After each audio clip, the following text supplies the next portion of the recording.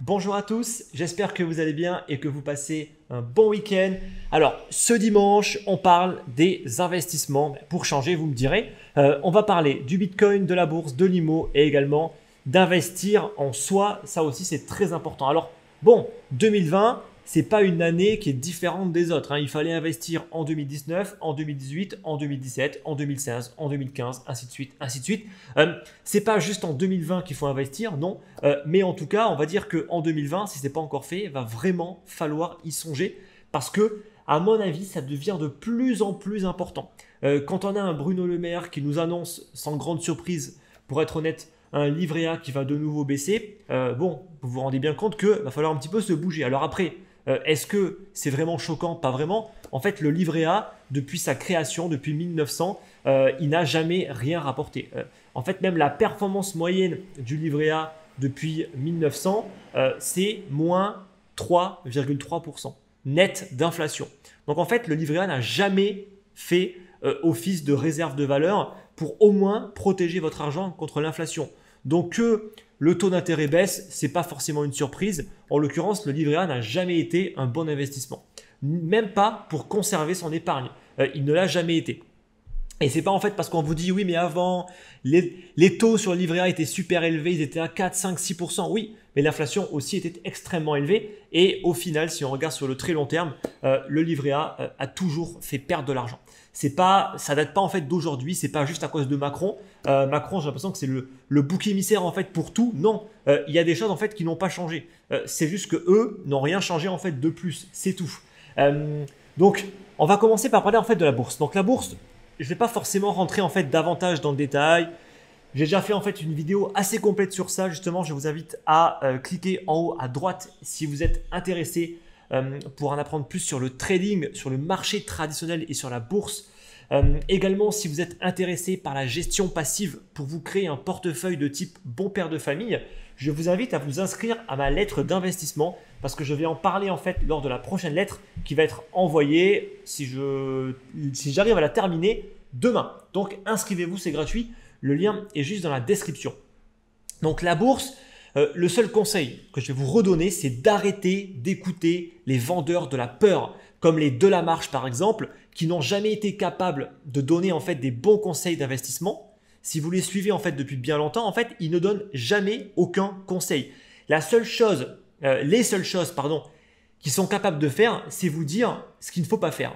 Il ne faut pas acheter d'actions, elles sont trop chères depuis 10 ans. Il ne faut pas investir dans l'immobilier parce que c'est dans une bulle. Il ne faut rien faire en fait. Si on écoute ces personnes, on ne fait rien. Ces personnes sont juste bons à critiquer, à dire de ne surtout pas faire ça, surtout pas faire ça, mais au final, ils ne vous disent pas ce qu'il faut faire.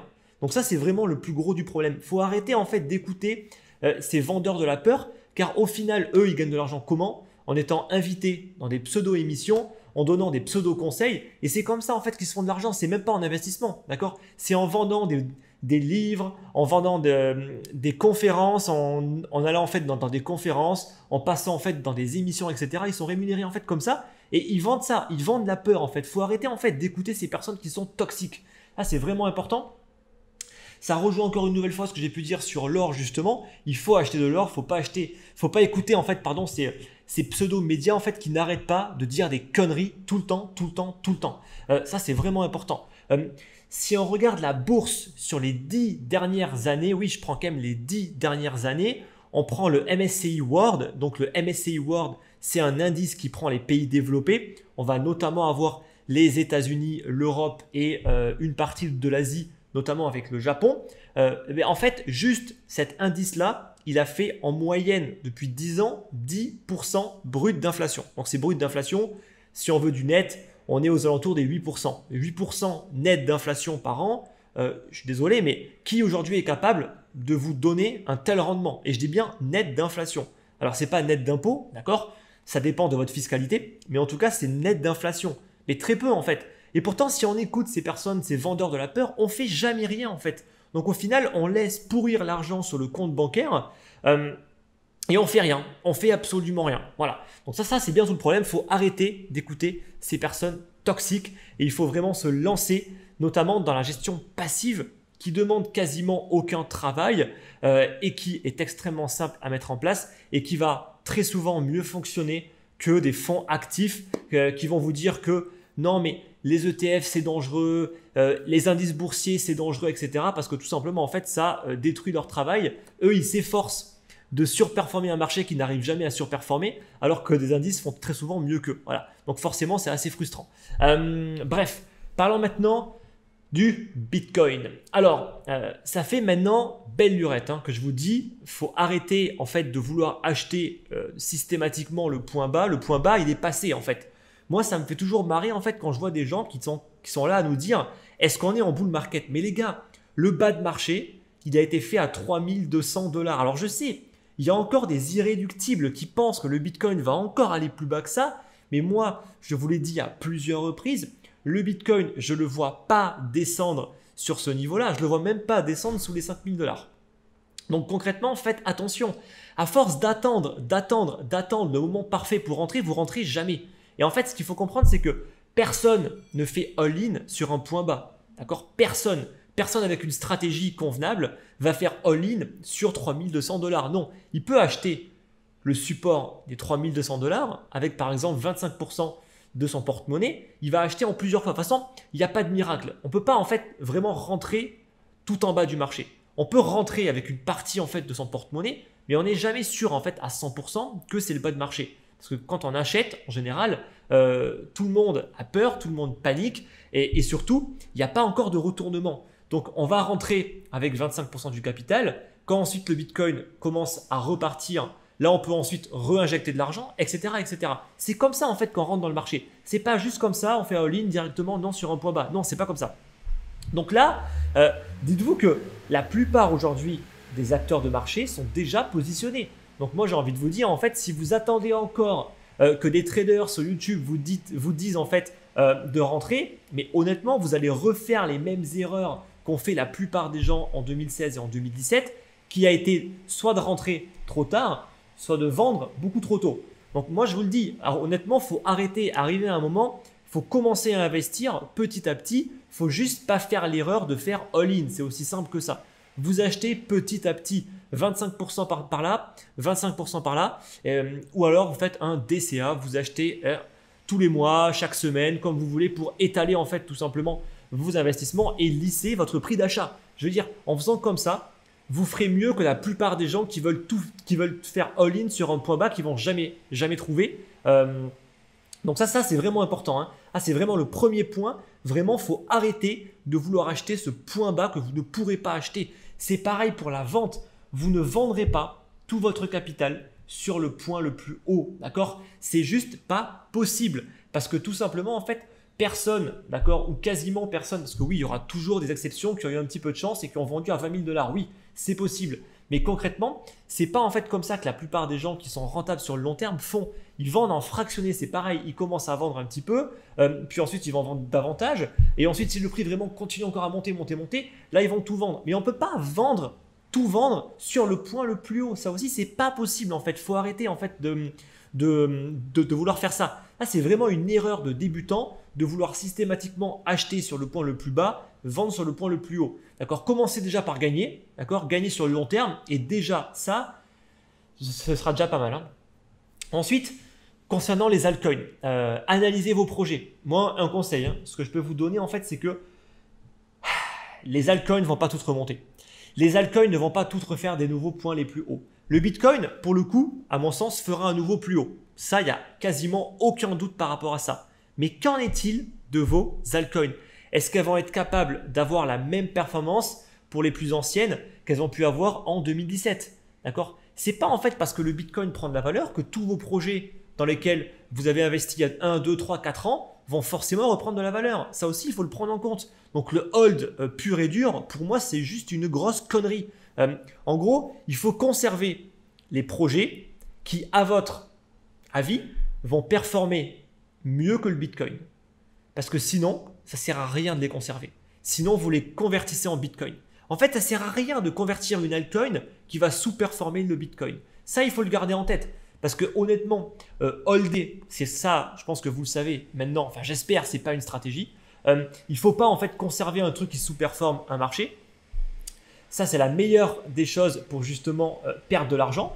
Il faut uniquement conserver les altcoins qui, selon vous, vont surperformer le Bitcoin. Sinon, vous pouvez les convertir tout de suite en Bitcoin. Ça ne sert à rien de les conserver en altcoin. Ça, maintenant, j'espère que c'est clair.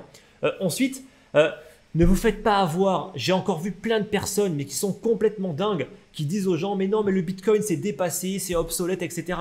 Mais tout le temps, il y a toujours des personnes comme ça qui débarquent de nulle part et qui vous disent le Bitcoin, c'est obsolète, il faut être full altcoin. C'est la plus grosse connerie qu'on peut faire. Le principe de création de portefeuille, ça consiste tout simplement à diversifier son porte-monnaie sur des actifs qui sont le moins corrélés possible. Et aujourd'hui, le Bitcoin, c'est un actif qui est essentiel dans un porte-monnaie. Ne pas avoir de Bitcoin, c'est vouloir chercher la performance absolue que vous n'aurez jamais. Et au final, vous aurez beaucoup de volatilité et vous aurez un porte-monnaie qui fera encore plus le yo-yo. Alors déjà, en fait, que le Bitcoin, il est déjà extrêmement volatile, vous n'imaginez pas. Et ça va impacter énormément les performances au final. Car trop de volatilité sur un porte-monnaie qui n'est pas assez diversifié, et bien au final, vous aurez des performances qui vont être ridicules. Donc vraiment, faites attention par rapport à ça. Ne vous faites pas avoir par ces personnes. Il faut correctement pondérer son porte-monnaie et il faut du Bitcoin, il faut de l'Ethereum. Voilà, ça c'est vraiment les cryptos classiques qu'il faut avoir. Ne vous faites pas également avoir par ces personnes qui sont toujours adeptes des théories du complot. Il faut arrêter avec ça, s'il vous plaît. C'est ridicule, vraiment c'est ridicule. Toutes les personnes qui sont là à dire faut pas acheter de BNB, CZ va finir en prison, etc. Mais regardez le marché. En fait, le marché, c'est le meilleur indicateur. C'est le meilleur indicateur que vous pouvez avoir. Regardez ce qui s'est passé avec Trump et l'Iran. D'accord ? Vous regardiez tous les médias, ils étaient là à mettre des titres putaclic du style Troisième Guerre mondiale. Vous regardez le marché, il n'a pas bougé. Donc, qui est-ce qu'il faut croire ? Le marché ou les médias ? D'après vous. Donc, ok, le marché a un tout petit peu bougé sur l'or et le pétrole, mais concrètement, vous regardez en fait le S&P ou le Dow Jones, il n'a pas bougé. Ils n'ont pas bougé en fait. Donc concrètement, ça veut dire que, en fait, il n'y aura rien. Et clairement, il n'y a rien. Oui, il n'y a absolument rien. Donc, il faut arrêter en fait. Si le BNB était vraiment si risqué que ça, il ne serait pas autant valorisé, il n'aurait pas autant pris de valeur. Alors oui, il est un petit peu corrigé, mais ce n'est pas pour autant qu'il faut en avoir peur.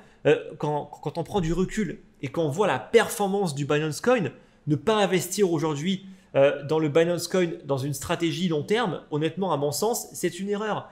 Et si en fait vous vous basez en fait sur du FUD, des fake news ou des conspirations pour ne pas investir dedans, mais vous faites des erreurs monumentales.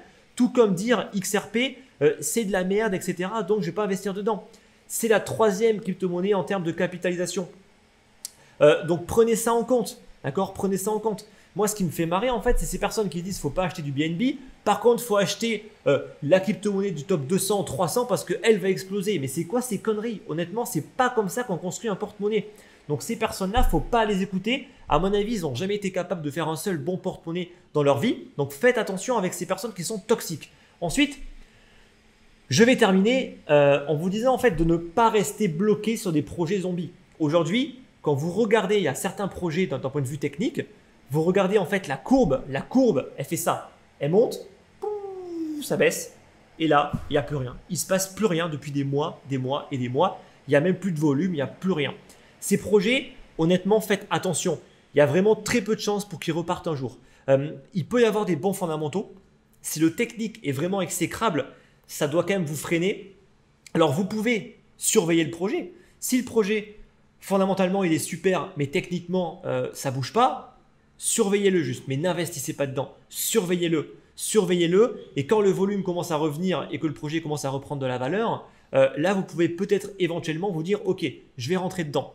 Par contre, ne vous dites pas qu'un jour, il y aura un pump de 50% ou de 100% et que vous voulez être dedans. Ça, en fait, ce sont des pumps, des prises de valeur complètement irrationnelles qui ne servent à rien et très souvent, le prix va juste, pouf, retomber. Donc, ça ne sert absolument à rien. En fait, sur le long terme, ces projets-là, ils ne servent absolument à rien.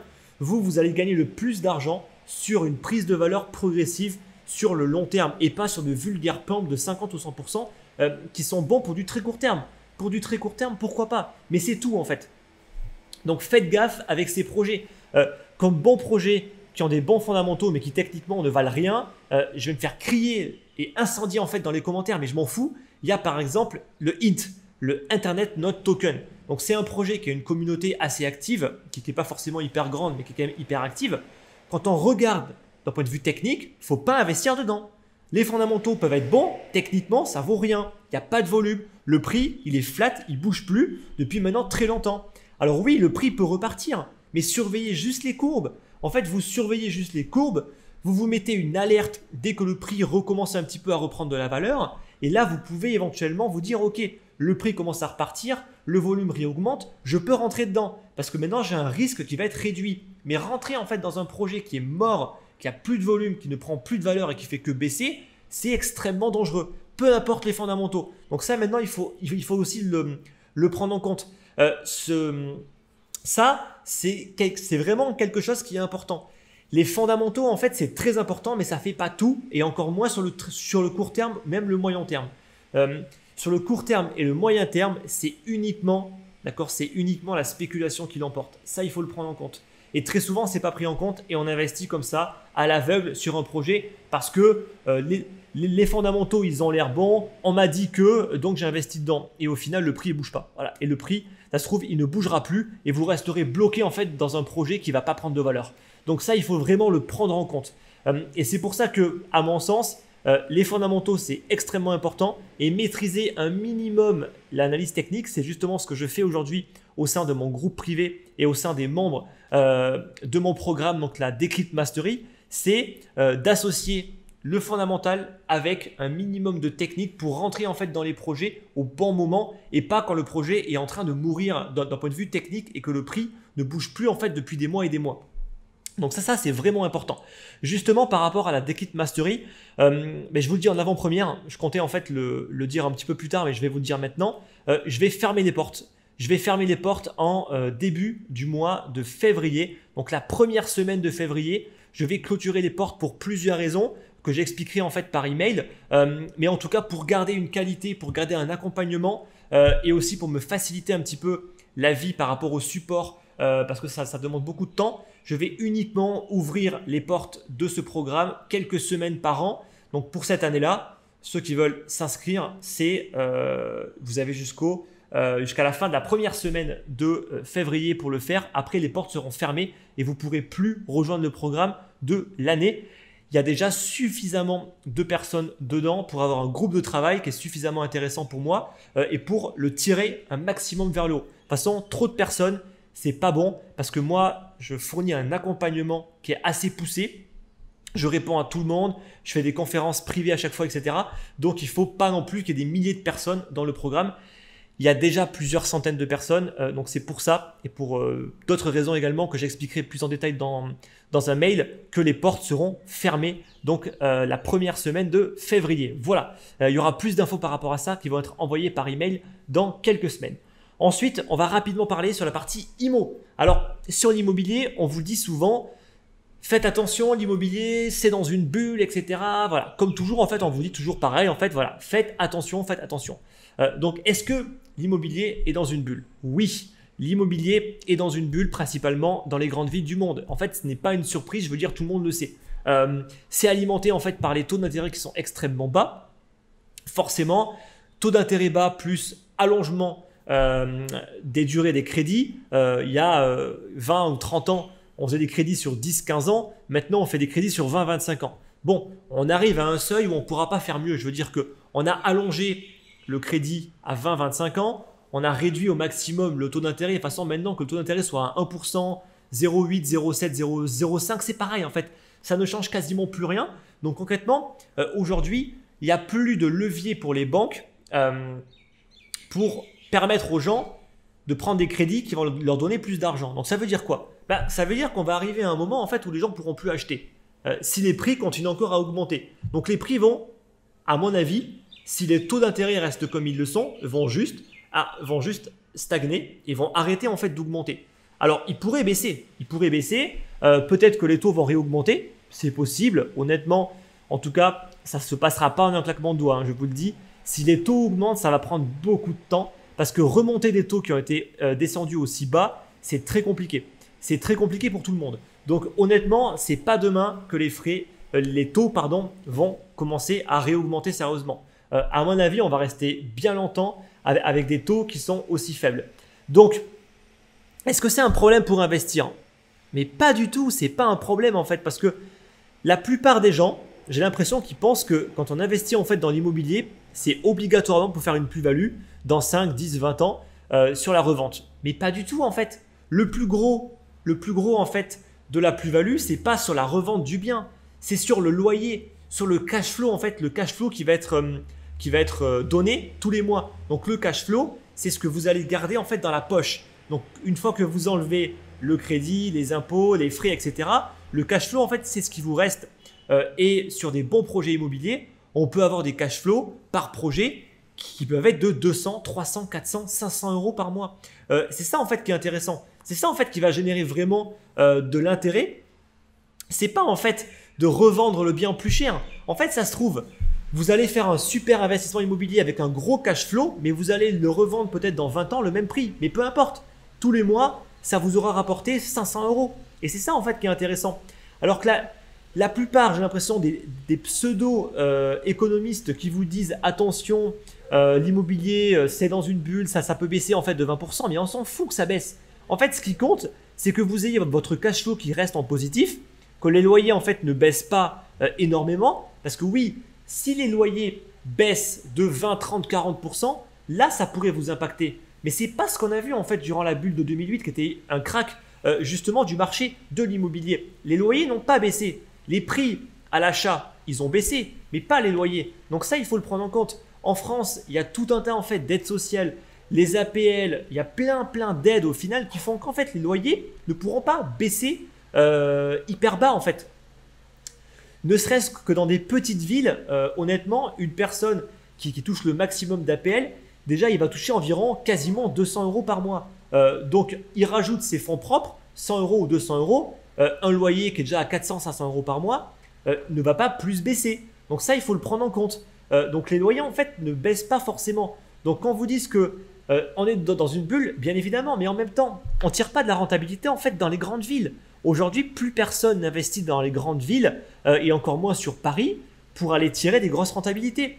Tout le monde va dans des villes de moyenne taille. Et c'est ça en fait qu'il faut faire. Donc en fait, il ne faut pas avoir peur de l'immobilier. Il faut arrêter encore une nouvelle fois avec ces vendeurs de la peur qui en fait, à mon sens, n'y connaissent rien en investissement immobilier, n'ont même très souvent jamais investi en immobilier. Vous savez, il y a plein de pseudo-économistes qui passent dans plein d'émissions, ils parlent d'immobilier, mais la question que j'ai envie de leur poser, c'est déjà, est-ce que tu as investi dans l'immobilier? Combien tu as d'immeubles de rapport? D'accord? Et je suis sûr que la plupart n'ont même pas investi, ils ont juste une résidence principale. Donc vous voyez au final que tous ces économistes, ces pseudo-économistes qui passent en fait dans les grands médias financiers, honnêtement, il faut les oublier quoi. Donc l'IMO, c'est pareil. Il n'y a pas en fait de moment pour investir dans l'immobilier. Faut pas en fait vous dire je vais investir dans l'immobilier quand il y aura un crack. Ça c'est juste procrastiner. Ça c'est ne rien faire en fait. Ceux qui disent ça, ils vont même pas investir quand il y aura un crack parce qu'ils vont vous dire oui mais ça se trouve cette fois-ci en fait le marché va pas repartir. Vous savez, ça c'est vraiment les excuses. Les gens qui font que procrastiner vont toujours vous trouver une excuse. Demain c'est un crack, mais quand on sera en plein dans le crack, ils vont vous dire non mais là j'ai pas d'argent, ou alors non mais c'est trop risqué, tu comprends, c'est en train de baisser, je vais attendre que ça baisse encore plus. Vous voyez, ils vont toujours trouver des excuses, ils vont jamais faire en fait. Donc c'est pour ça en fait qu'on s'en fiche de ces personnes. Il y a en fait quand vous investissez, vous devez bien évidemment prendre en compte le risque d'un crack. Mais c'est pareil en fait dans la bourse. On n'investit pas tout son capital tout de suite. On va lisser son investissement. On va garder un capital de côté et comme ça, en cas de crack, on va réinjecter de l'argent. C'est ça en fait qu'il faut faire. Il ne faut pas attendre en fait. Ceux qui vous disent d'attendre, c'est ceux qui font rien. Voilà. Et ensuite, il faut investir en vous. Ça aussi, c'est très important. Très souvent, on néglige en fait ce point-là. Nous, on veut tout de suite passer à l'action. On veut investir en bourse, on va acheter du Bitcoin, on va acheter des biens immobiliers. Mais on oublie une chose qui est primordiale. Mais il faut les connaissances pour le faire. Si vous n'avez pas les connaissances, alors on peut être autodidacte, on peut apprendre tout seul. Le problème, c'est qu'un investissement immobilier, en fait, il ne faut pas le rater. Parce que si vous le ratez, vous ne pourrez pas refaire d'autres crédits. Donc concrètement, un achat immobilier, il ne faut pas le rater. Il ne faut pas faire d'erreur, quoi. Vous faites une erreur, ça peut vraiment vous pénaliser pendant très longtemps. Donc oui, on peut être autodidacte, mais honnêtement, en investissement, le droit à l'erreur, parfois, il est vraiment très limité. En bourse, oui, on peut perdre. Mais si vous avez mis de côté durant 10 ans un certain capital qui peut vous permettre de devenir trader et que vous faites n'importe quoi avec et que vous grillez complètement tout le capital, ça veut dire quoi? Il faut attendre encore 10 ans, 15 ans d'épargne pour re-espérer être trader. Mais non, c'est fini en fait. Donc c'est pour ça en fait que le droit à l'erreur, il faut faire attention. Il est très limité. En investissement, il est très limité. Alors, si vous n'avez pas beaucoup d'argent, que vous commencez à investir en fait dans les cryptos, bon, si vous perdez, c'est pas dramatique, vu que vous n'avez pas forcément investi beaucoup. Mais faites attention, quand vous commencez à avoir un certain capital, ça devient obligatoire à mon sens de se former, d'investir en vous. Ça peut être via des livres. Moi, le livre classique que je dois recommander à tout investisseur dans le marché, que ce soit boursier ou crypto, c'est le classique L'investisseur intelligent de Benjamin Graham. C'est vraiment la base de la base, quoi. Si vous n'avez pas lu en fait ces livres-là, alors oui, bien évidemment, les livres sont un petit peu épais. Ils prennent plusieurs semaines si on veut bien les lire et les relire pour bien assimiler en fait toute l'information. Mais il faut le faire. En fait, personne ne le fera pour vous. Personne ne le fera à votre place. Donc il faut le faire en fait. Il faut arrêter en fait de procrastiner ou de croire qu'une personne le fera pour vous. Ou alors vous prenez une bonne formation. Justement, mon programme pour investir dans les cryptos, mais c'est pas pour tout le monde, c'est pareil. Si vous avez par exemple un porte-monnaie que de quelques milliers d'euros, n'allez pas en fait dépenser des milliers d'euros justement dans une formation, ça n'a pas de sens. Il faut avoir un capital, oui, qui est assez conséquent. Si vous commencez à avoir au moins 5 à 10 000 euros, là ça peut être intéressant de dépenser une partie de ce capital en formation pour justement être capable de bien l'investir. Sinon, il y a les livres. Et si vous avez un très gros capital, prenez directement du coaching. Du coaching, une personne qui va vous tailler sur mesure un portefeuille. Et comme ça, en fait, vous ne ferez pas de conneries. Ça, c'est vraiment important.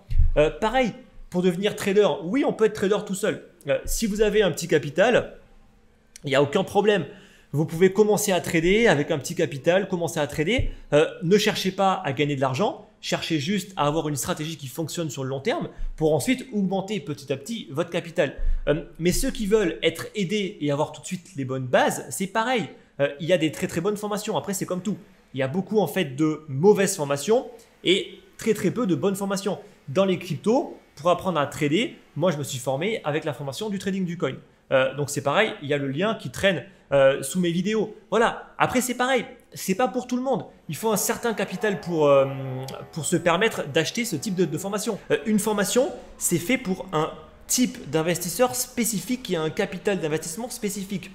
Il faut comprendre que si vous avez un petit porte-monnaie, vous n'allez pas appliquer la même stratégie qu'une personne qui a un gros porte-monnaie.